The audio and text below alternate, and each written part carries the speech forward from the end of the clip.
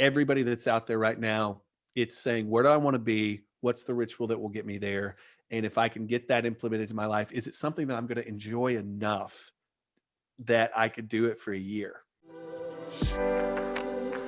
Over 1,700 new millionaires are created every single day in the US alone, and more than double that across the globe. They're people from all walks of life, most of them people just like you and I. So the big question is this: how are so many people who didn't inherit money or have any special advantages overcoming the odds and becoming millionaires? That's the question, and this show will give you the answers. My name is Jeff Lerner, and welcome to Millionaire Secrets.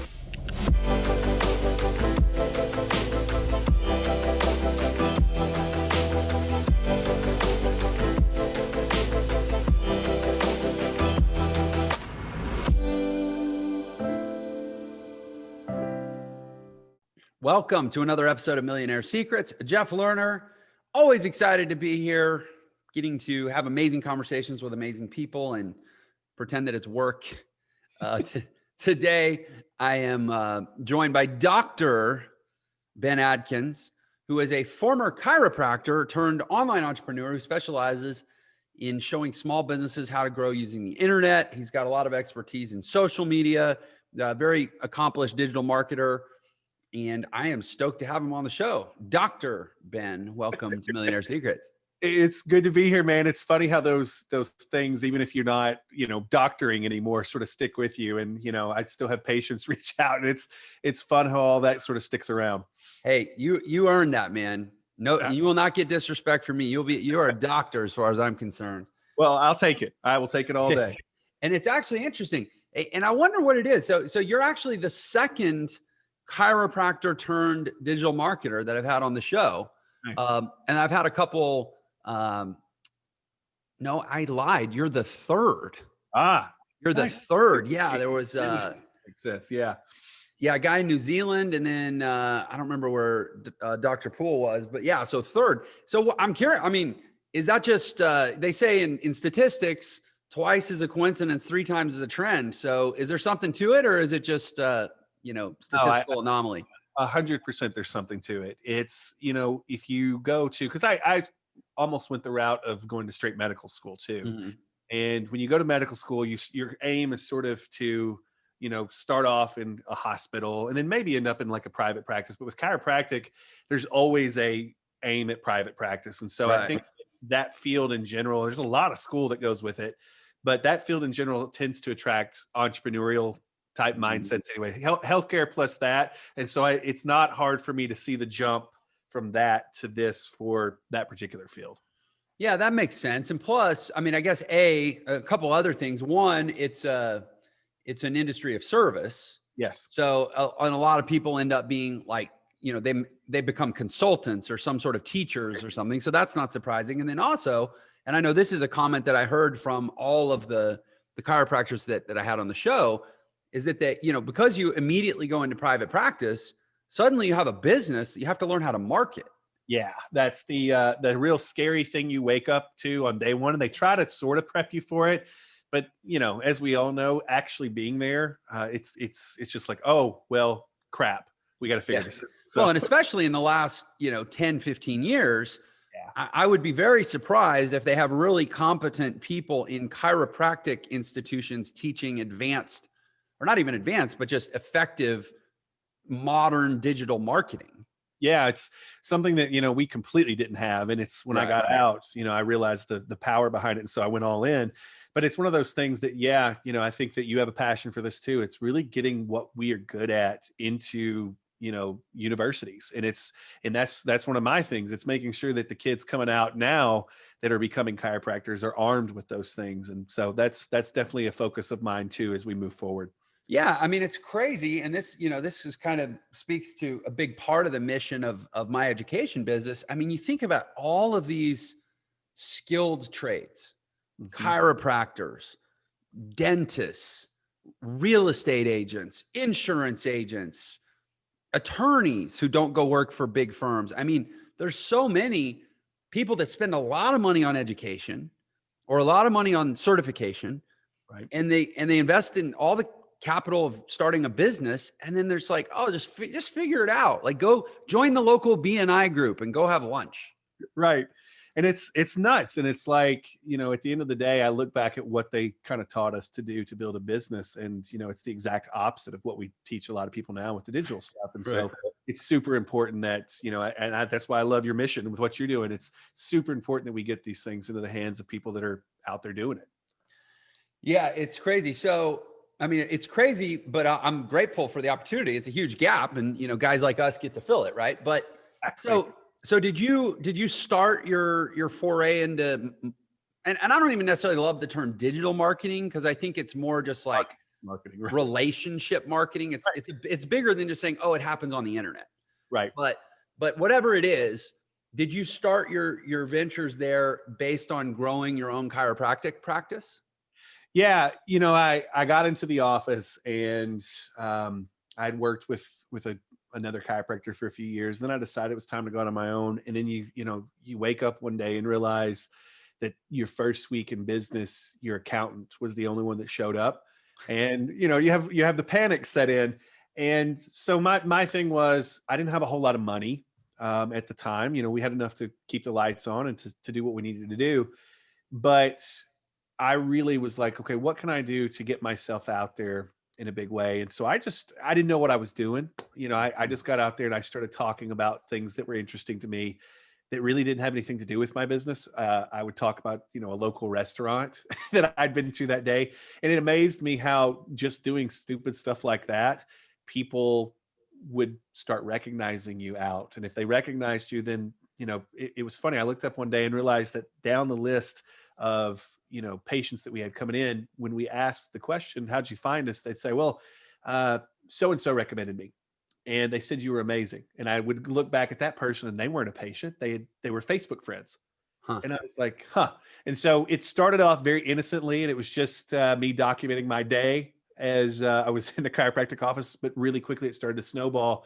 And, you know, when something's working, you put more time into it. And so that's where it really started. And it sort of turned into this whole thing really, really fast as my practice blew up.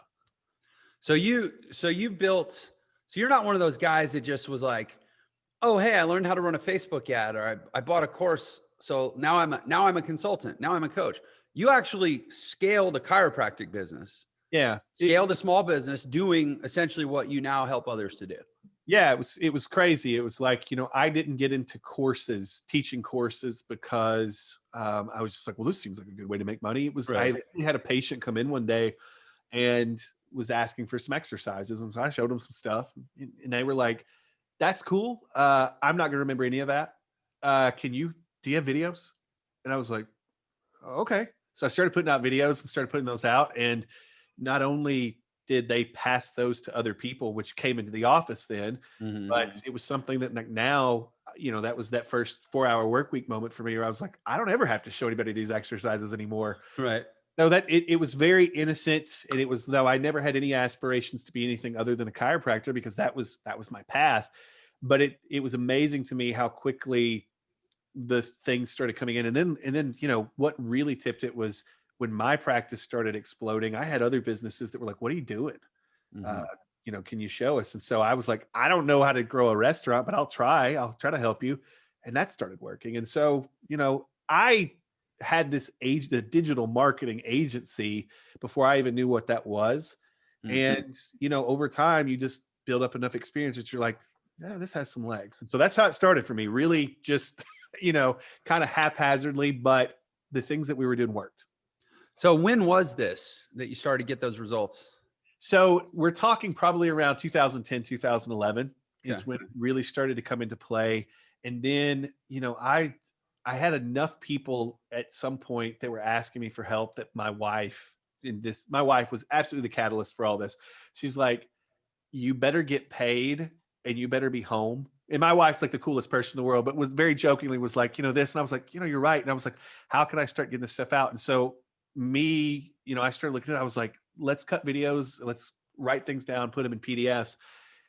And I looked up one day, man, and realized that I had made more in a lunch hour selling a PDF than was going to make the whole month as a chiropractor. And from 2011 to 2012, right after this started, that's when I was like, maybe you should do this part-time. Maybe you should teach the stuff that worked in this little town and that's worked for your friends. And that's 2011, 2012. That's really started to kick in for me. What you say, little town? Where was that? So I'm from a town called Pocahontas, Arkansas, but I did not practice there. Like I practiced about an hour and away in it's a town called Poplar Bluff, Missouri. And so I was sort of in this boot heel of Missouri and very conservative, very non-internet at the time. And that's sort of what did it. I was like, if this is working so well here, great people, but not the most technically savvy place at the time. But if this is working here, then something's happening. Something's happening around us, and something's going to explode this market, this industry. And there are people in places other than here that are into this. And so that was the big revelation for me back in 2012. So what, you mentioned that, like, oh, you just said, oh, I ate at such and such restaurant and I had a great chalupa or whatever. But like, can you be a little more specific and descriptive about, like, what actually were you doing to grow your chiropractic business on? And was it initially Facebook? Sounds like. It was Facebook was the start. And the thing that I noticed is what I got really annoyed with on Facebook was like this super inhuman, this is what we're doing in our business today. This is why the chiropractic adjustment is so great. I'd see other chiropractors trying to do that on Facebook. And I was like, God, I don't care. And I'm a chiropractor. Like, just don't care. But what I was fascinated with is there was these really fun people that I would meet in this town. And, I was interested in what they were doing. And it was sort of stalkerish, I guess, in a way, but I was like, that's cool. I eat there. What did they eat today? Cool. They would take a picture of it. Like the stuff that they tell you not to do on social media, I was fascinated with. And so what I would do is I'd show up at a restaurant and I'd take a picture of my food and comments would blow up. And I'm like, this is the dumbest thing in the world. This is, this is so silly that anybody would be interested. But it was one of those things where people would be like, I haven't tried that yet. Is it good? And so I'd get a conversation started and we'd have this conversation on Facebook.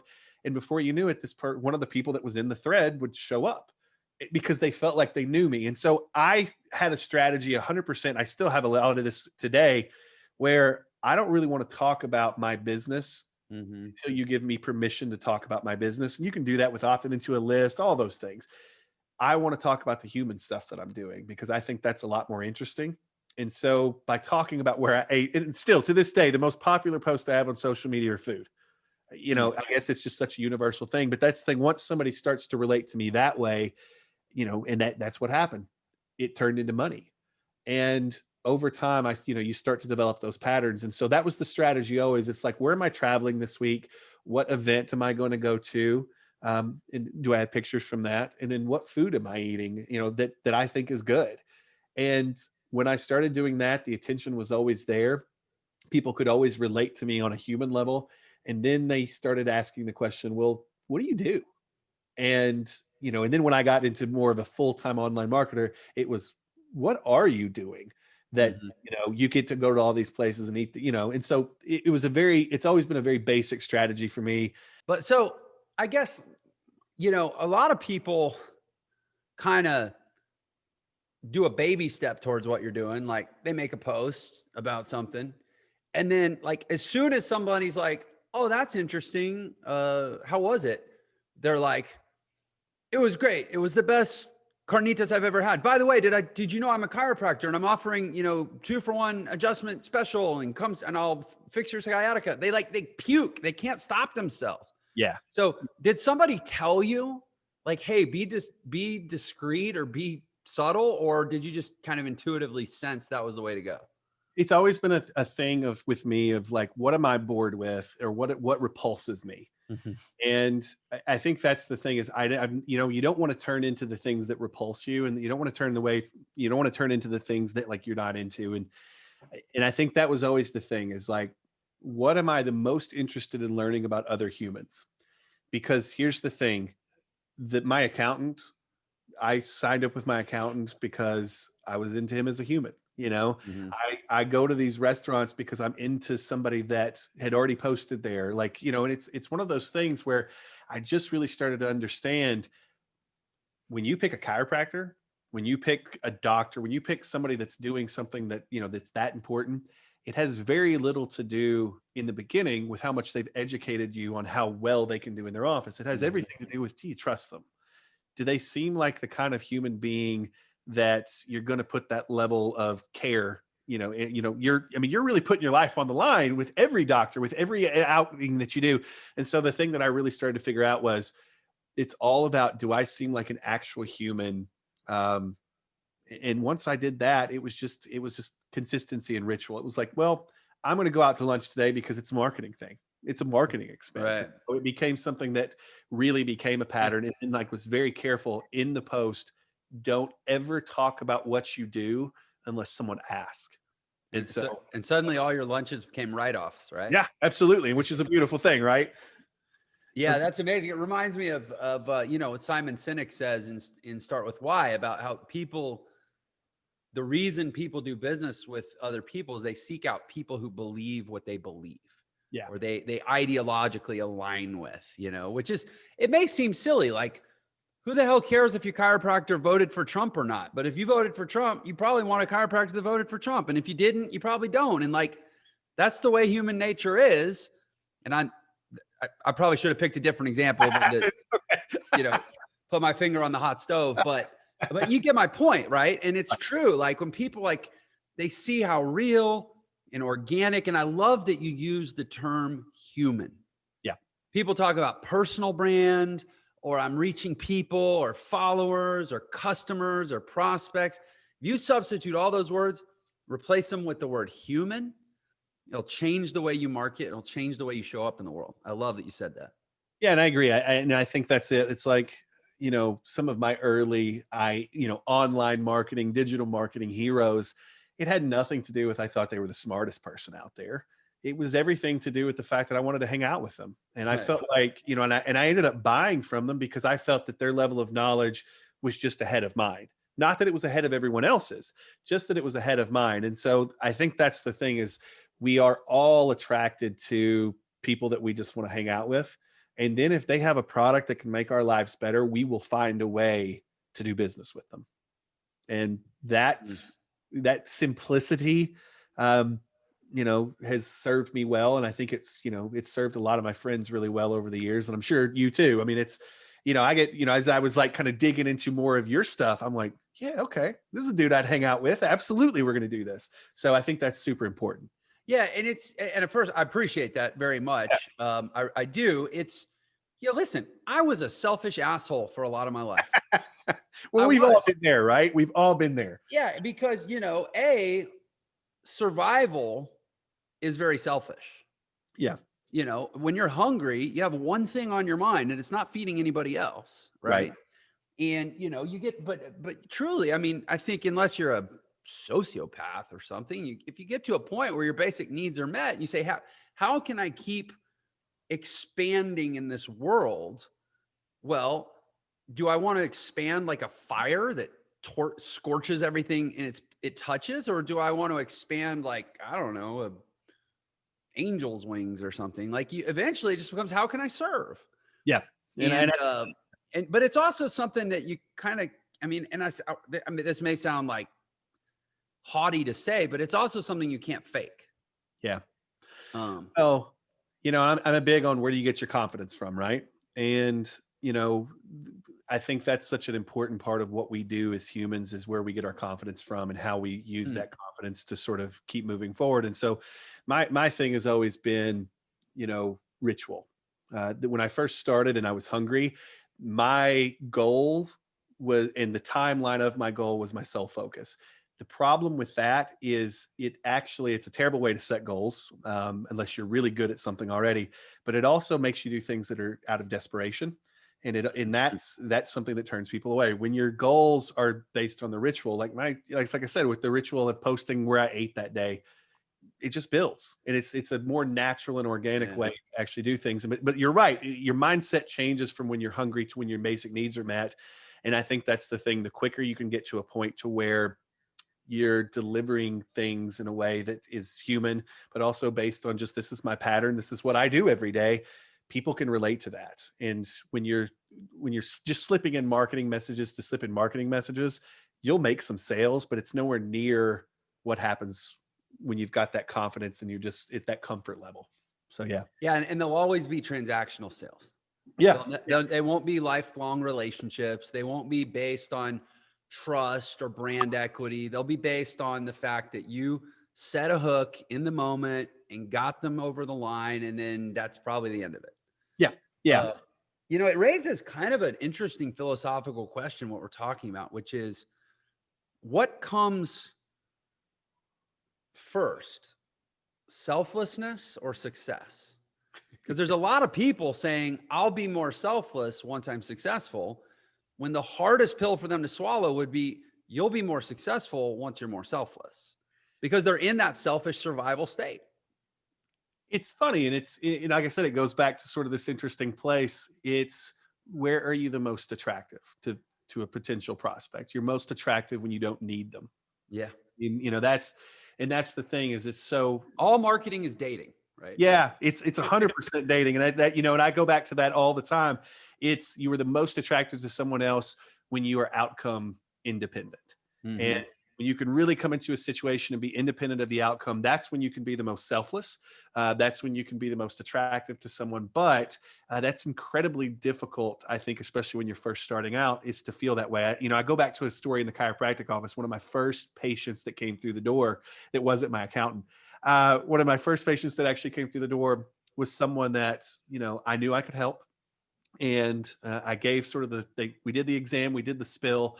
And when I was done giving the spill of, what they needed to do, I was very confident in my diagnosis and my treatment plan. They decided not to move forward.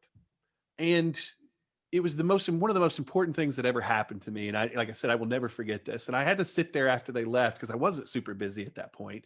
And I thought, what went wrong? And I went back to, everything I went through, and there was nothing really wrong with what I said, or, I was being completely honest with, what I presented them. The problem is there was still a little too much of, I need this in it. Mm. And, so the next few patients that came in, I just had to really train myself as a chiropractor and also a salesperson, because it's in everything. I really had to train myself. You got to just deliver this in a way that you don't need it, even though you do need it right now. Yeah. You have to deliver it that way. And so I think everybody can sort of train themselves that way. And it's important, because the quicker you can get there, the easier sales become. Yeah. It's so hard, because, service will, in the modern world, I think in this relational selling world that we live in now, right, service will lead to sales, but service requires patience. It does. And I don't mean patience like chiropractic patience. I mean, right. With a C, right?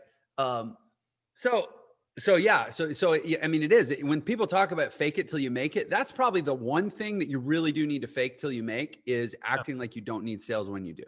Yeah. And one of the things I tell anybody that we train is, you've got to be more focused on ritual, and you've got to take your sense of accomplishment based on the ritual. Meaning, did I make this many calls today? Did I show up at the gym at 5 a.m. today? Don't worry about the 20 pounds you got to lose right away. Don't worry about, I got to make my first sale. It's about, can you take confidence, and can you take sort of a success? Oh, I did something today out of accomplishing the ritual. And I think that's it. Is when I got to the chiropractic office to the point where I was like, every patient, this is the protocol. It doesn't matter if they sign up or not. This is the protocol. It's the protocol. It's the protocol. It's the protocol. It's what we're going to repeat every time. Of course, everybody's a little different. They have different stuff. But once I got to that point and I really understood the ritual of it, and I felt accomplished because I had performed the ritual in a really good and honest way, that's when all the Facebook marketing started to hit too. And then people stuck around. And so that was the big shift for me, was kind of going from a goal and here's why I've got to accomplish this goal, and here's my deadline for the goal, to just being like, here's my goal, here's why I've got to accomplish the goal, and I just need to do this daily to get there, and it will become inevitable. Now, it may take me 3 months longer, it may take me a year or 2 years longer, but the whole fact of getting the ritual in place, that's what's going to make it happen. And so that was the real game changer for me, both in the chiropractic office and with everything that came after, was really understanding how to sort of reframe how I set goals and how I accomplish them. And it's funny, the level of selflessness that comes out of that, you're right. It's makes you more human, because you're not so focused on the end. And I think that's the key. I love your focus on ritual. You know, one of the things in this relationship marketing world is that people are so, everybody can pop up so easily now. It's so you can get yourself into somebody's feed, Instagram, Facebook, whatever, pretty easily. But to be there consistently, day after day after day, people, I think, have intensified their radar for consistency as an antidote to, frankly, fakes and frauds and phonies. Yeah. It's like you can fool people once, but if you fool somebody every day for a year, you're probably not really fooling. You probably have become that person, because you did it every day for a year. We are what we repeatedly do, right? Excellence then is not a virtue, but a habit. So says Aristotle. And so, it's so true. It's honestly, it's one of another reason I started this podcast. There were guys that I did 10 episodes and I was like, look, go watch my show. The production is good. I'm a pretty good interviewer. And they were like, come back to us. And now I'm at episode 110 or something. Nice. And I'm starting to win a few people over, but I haven't won everyone over. Sure. So I'll go back to them at episode 200 and 500 and 1,000. And you know what I've never done on this show? I never sold anything. Right. And I think that's the interesting thing is it's like, we've done podcasts with friends, that I'll do an interview, but when someone asks us sort of out of left field, like when you guys ask us, that was one of the key things. One of the key factors as to why we were like, yeah, we're doing that is because I had heard your name over and over again. We're not immediately like sitting next to each other in what we do, but I was like, yeah, I know that name. Like that name's popped up before. And then you go in and you do exactly that. You start checking stuff out and you're like, is this just a sales fest? Is this like what's the and like the motive when you actually go through your podcast is very genuine. And it's genuine because of exactly that. It's more about what is the value that we bring without expecting anything in return. Mm-hmm. And I think that is something that people, with everything that we do, with everything that I think you guys do, that's the big thing is it's just people see that you have a ritual, that you're doing something, and you must be legit because of exactly what you said. The model of just being able to show up in a feed or getting on an email list, that's done. I mean, that's dying. Yeah, it really is. The real currency that we have now with what we do is consistency. Mm-hmm. And people being able to recognize that consistency because it's so easy to be like, all right, let me see what else they've done. And they go to Google and if there's a body of work, then it's like, okay, I can probably trust this person more than the 800 other people that popped up in my feed today. Yeah. And, speaking for myself, I'm sure you would agree with this. It's not easy. No. And that's a good thing because hard things have less competition. Yeah. And I think that's the big thing that, years ago, there were ways to sort of hack your way into it all. Now that was probably a bad thing. Yeah. The thing that's good now is you really have to say, I'm dedicated. This is who I am. And you got to decide it and then you got to do it. And you're right. It's something that absolutely the hard part of it is what makes it valuable. And I think that's, if more people would just be like, this is what I'm doing, I'm all in, win, lose or draw, we'd be in a much better place. And here's, I totally agree. But here's the thing. When you say we'd be in a much better place, we wouldn't just be in a much better place in terms of the digital marketing ecosystem. Right. We just live in a better world. Yeah. Because what's that quote? It's Pascal. All of man's problems stem from his inability to just sit quietly in a room. Yeah. Which speaks to the need, the desire to not be bored. Yeah. Is actually the source of all man's problems. But to just get in that consistent groove, it's not a rut. It's architecting your best practice and living it every day over and over and over and over long enough for the law of compounding to work in your favor. That's not just going to help you get some leads for your business. It's going to make you a better person. It'll make you a better husband. It'll make you a better wife, a better son, a better parent, a better athlete, a better, healthy liver, a better everything. Well, and I think, a few years ago, and I think it was a retired Navy guy. He wrote a book about making your bed every day, right? And that general. Yeah, I've seen it. He gave a speech I think I've seen. Yeah. And so I took that and I'm like, I don't know if I'm going to make my bed every day, but I can do something first thing. And so the thing that really, one of the big moments in my life where things changed was I was like, what is something you hate doing that would be beneficial to you that you might enjoy if you could get there? And I just said, it seems really hard to get up and go to the gym every morning at 5 a.m. And so I started doing it. And the goal was not to do what I normally do when I go to the gym, which is to kill myself until I'm just dead tired and get the best workout possible. The goal, they used to laugh at me, man. I would go in at 5, I'd be leaving by 5:25. And they're like, "You're done?" And I'm like, "I am done." The whole point was the ritual. And what's funny is about 3-4 weeks into that, the pure value that I was getting in other parts of my life, that I was like, where'd that come from? And then it connects what happened.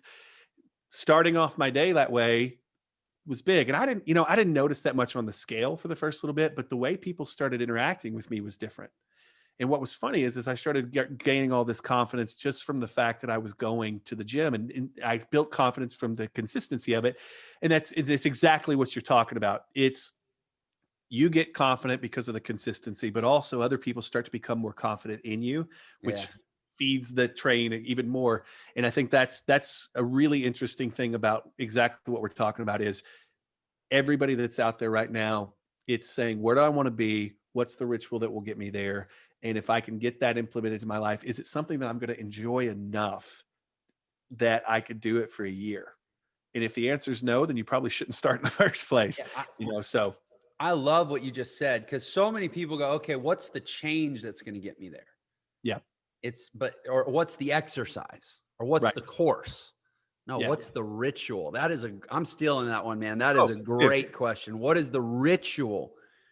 Because frankly, any change worth making should be a change worth ritualizing. Yeah. Or else it's not worth making in the first place. Well, I think that's the thing is I think that we would all be a lot happier if we could say this. It's exactly coming off of that quote that you were talking about. It's, what is the thing that I can just be and do that I will be happy doing? Not if I lose 20 pounds and I get 6-pack abs, or I make $1 million in the next 3 months. It's, what can I do consistently that, sure, the result's going to be great, but that I'll actually enjoy the process, or that it will make me a better person overall. And if you can say, I could literally do this for a year, the things that will happen in that year will be insane. But what most of us do is we go for the goal and we don't get as far as we think we should in the amount of time that we thought we should get there. So we deviate the plan, which is basically what we call shiny object syndrome, or, retooling things. And then we drop it, and we drop it. And then we start the pattern of dropping it because of that. Or even worse, we actually get there. We actually nailed the goal in our head. And so the whole, dopamine hit that we get in our brain is, I actually got down to this weight. Right. Problem is where do you go from there if that was it? If the ritual wasn't it, if that was it, then you drop it, and then you end up in 3 months right back where you were. And so I think that's it. It's retooling, and we're with our businesses, with our podcasts, with everything that we're doing to try to get, leverage and to start to gain ground underneath us. It's more about that. And that's what we get real focused on, is what can we do that becomes a ritual and gets us to that spot, rather than how to make $1 million. And it's funny how that works. Well, I will say this. I'm an early morning gym goer too. And, as we're recording this, obviously this will live probably, I don't know, forever. That's a long time, but for a while on the internet. But at least right now in this moment, it's the first week of January. And a lot of these people that maybe are telling themselves that they've created a new ritual are really crowding the gym right now. Yeah. So I'm excited for about 6 weeks to go by. So that those dopamine hits don't come as expected, and they start to flake out, and I'll be, by March, it'll be my good old empty gym again. Yeah, I know we speak that language. So one thing I got to ask, I mean, sure. And just for context, I used to have a digital agency. Mm-hmm. I sold it a little over 2 years ago, and we worked with small businesses, not so much on social media, but across their digital footprint and online presence, reputation and stuff. But it's kind of the same thing I used to deal with, I'm guessing you deal with, which is a lot of business owners, they view this whole digital ecosystem, relational marketing world as like an annoyance or it's like a wound they just want to stitch up. They're like, I know that my business is bleeding there, so let me patch it up and be done. Right. And it's the opposite of what you're saying, which is actually creating new rituals that incorporate that as part of their daily doing of their business. So as a consultant who works with these guys and gals to be like, no, it's not something you just pay me to do. It's not something you just fix one time. You literally have to incorporate this thing into your life. Yeah. But a lot of them hate it.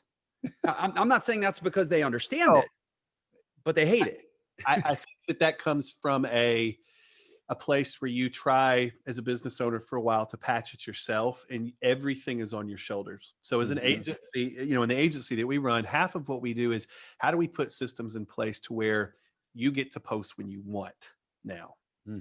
Consistent, maybe once a week, but what you post is what you want. And it's not trying to hit a home run ball. It's just like, hey, I'm going to hit a single. And so a lot of what we do with businesses is we just make sure that every single day they've got 2 posts that go up on their Facebook page. Like that's a small example, but you get the idea. Right. Every single day we've got a computer posting something relevant to the page. And what happens is, of course we could talk algorithm, all that good stuff. But the idea is the business owner now doesn't feel like it's all on their shoulders. So adding to the puzzle becomes something that's almost like, all right, this is kind of fun. Like I can post something today that's like what I ate. And it's not, everything's not dependent on this now. And I think that that's the big thing is, it's hard to build rituals when, there's so much riding on it. That's the other thing that's so crazy. It's much easier to build a ritual when you don't need the sale, right? And you don't need it to do all the work for you. And I think that that's a big thing is when you're doing this and you're building these rituals in, when you're doing it like from an agency standpoint, what we try to do is say, hey, listen, stop posting so much. That's what we're going to do for you. Post when you got something that's fun, whether it's you ate somewhere, you did something in town, do it then. People are going to love that, but we got your back up into that. And I think that that's the other side is when you're building these rituals, what are the things that you can build into your life so that it's not all the weight of everything you have to accomplish is on those rituals, or at least you can trick yourself into that. And that helps a ton. And so like, I totally feel you because you're right. Most business owners are so burnt out because they tried something and it didn't work and the amount of time they thought it should, that they do exactly that. They stop going to the gym, Yeah. And I think that's the key. I don't know what it is about this conversation. I'm having all these like deep realizations, but you just said something that gave me another philosophical aha. You tell. Which is you're right. When the pressure is on, we resist ritual. We resist consistency. Because you think about most people's hobbies are rituals. Oh, 100%. Like, I bowl every night, or I play poker twice a week, or I watch football every Sunday. Those are rituals. Yeah. But there's no pressure. No. But then you go, well, I need you to be as consistent as you are with your bowling league at your job. And they go to, and they're a scattered, ADD dysfunctional mess who cannot be consistent and regimented because there's this pressure to perform. Exactly. And I'm wondering, what is that? I mean, maybe it's not the right type of doctor, but I'll ask you anyways, doctor, what is it in human beings that correlates performance expectation with lack of routine for whatever reason? Well, I think that that's the thing is I think that we really build ourselves up as to, potential. Like I know my generation that we were all told you could be anything you want to be. And now it was said in a really good way.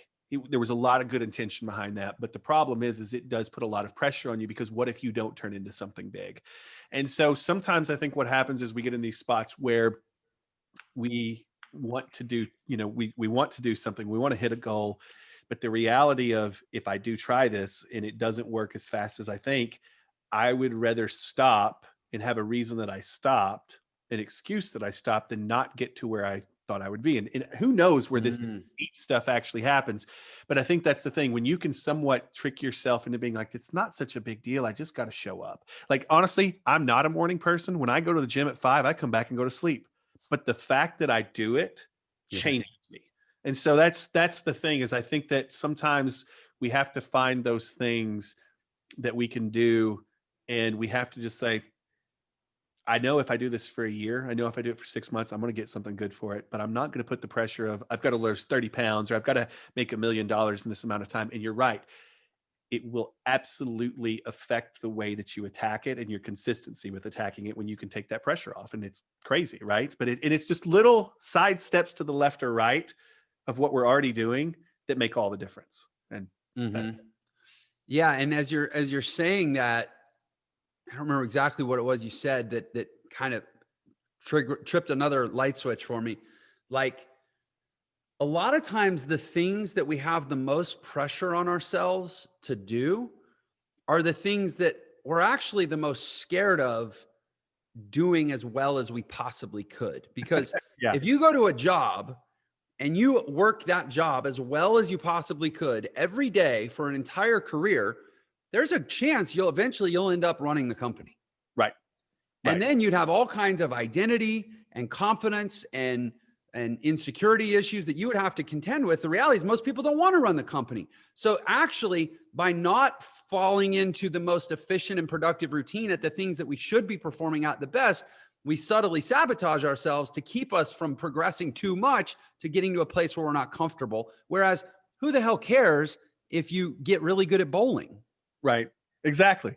It's sort of this whole thing of, we also get into these things where we know what we're supposed to say we want to accomplish, and we don't really want that. We don't really want that. Yeah. So that's it, man. I think that's the key, is it's really finding out what you want. And even if it's stupid, like if I want to be the best Halo player of all time, like that's the dumbest thing in the world. But if I wanted it, like there's no pressure on that. Right. And I can practice and do it. And so I think that's the thing, is it's really starting to decode those things and understanding anything you really want. Don't focus so much on the outcome. Focus on the ritual. And if you just do that and you can stick with something like that and you think, hey, can I stick with this for a year? Then you'll get what you want, or something maybe even better. So yeah. Amen. That honestly, partly because we're out of time and partly because that was just it. I think that's a note to end on, man. That was a really great sort of arrival point for me. I appreciate this conversation very much. Back at you. So Dr. Ben Adkins. Yeah. How can people go get more of this goodness from you, whether they want your services or they just want more of your insights? You can always find stuff that I'm putting out there that I'm into at serialprogressseeker.com. And I'll make sure you have a link, of course, but serialprogressseeker.com. If you go there, you can kind of hear what I'm up to, what we've got going on, and all paths from that site lead to all the other fun stuff that we're doing. So that's out. Yeah, I'm actually checking it out right now. It's a good looking site. Yeah, everybody definitely check that out. Man, this has just been great. I think you're, I can understand why you were successful just being yourself. You're like really an interesting, likable, authentic, value-driven person, man. I appreciate you very much. When you screw up enough times, you get to, I think, so good things. I appreciate the conversation. And once you've made all the mistakes, you can't make any more mistakes, right? There you go. Right. Awesome. Well, thank you again for being a wonderful guest on Millionaire Secrets. Thank you to the audience out there. So much gratitude for you. You guys truly are, whether you're listening on the podcast platforms or watching on YouTube, you're the best part of this show and why we do what we do every day. We're here to serve, and we're grateful we have you to serve. We will see you on the next episode. Take care. Thank you for watching Millionaire Secrets. If you enjoyed this episode, please share it with your friends and leave us a comment below. And don't forget to subscribe and turn on notifications so you know whenever we release a new episode. Also, if you want to learn the fastest way to become a millionaire in the new economy, click the link in the description below to claim your free copy of my book, The Millionaire Shortcut. And don't forget, Millionaire Secrets is available on all the major podcast platforms as well. Subscribe wherever you listen to podcasts so you can listen on the go. Thanks for watching.